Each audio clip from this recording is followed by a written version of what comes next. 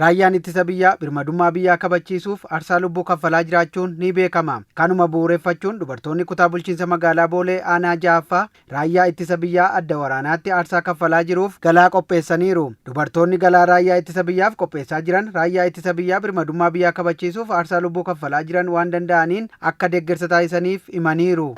Wattaadaroo teenyaa fi daabboo qoloo muraa biddeenas akka shonnoo gochaa jirra. Dilii gonneet immoo waaqni immoo qanii kana nu dabarsee walitti waaqni tokko nu haa godhu. Ijoolleen teenya oltee agaltu. Fuuldurattu waan barbaachisaa ta'e deemnee nuus immoo waan nu amma nama guddaadha deemneet immoo waanuma ta'e fuuna qabballaa isaan jala immoo nu jirra. Daabboo qoloo hojjechaa irra obbolaa teenyaafis abbootii keenyas biyyaa jecha kaachaa irra makalakaadha jecha qarqarra jirra. Waaqayyo immoo sana qarqaru bakka jiranitti waan isaan irra sana oolchu waaqayyo sana qarqaru waan dhufuufis an jedhan darbeefis isaanuma bu'aa jirra waan immoo nagaan sana deebisuun jedha. Fuulduratti waan dandeechi keenya waan namni nu ajajjees waan humna keenya humnaanis ta'e amma qabeenya keenyaanis amma humna keenyaatiinis irraan deebinu waaqayyo immoo itti makamuun jedha.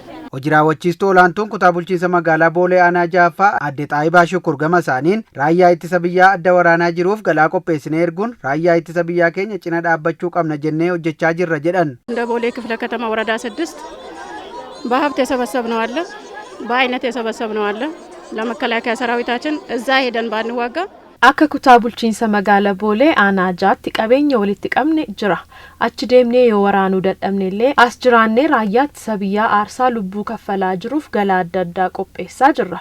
Kaayyoon keenyas nyaata adda addaa hojjechuun raayyaa adda waraanaa jiruuf erguudha. Kanaanis nutis waan dandeenyuun raayyaa ittisa biyyaa keenyaaf qaqqabuu qabna jennee hojjechaa jirra. Deeggarsa raayyaa ittisa biyyaaf taasisaa jiran kana fuuldurattis cimsanii kan itti fufan ta'uu adde Xaayibaan dubbataniiru. ቀጣይነት እንዲኖረው እኛ ትንሽ መቀስቀስ ነው የሚጠበቅብን።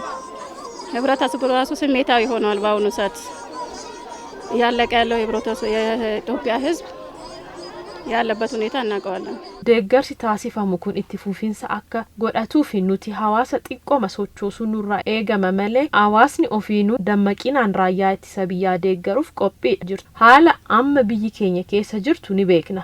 Kanaaf nuti ajajuu qofa osoo hin taane hawaasni ofiin dhufee deeggarsa barbaachisu taasisaa jira. Deeggarsi taasifamu kunis fuulduratti kan itti fufu ta'a.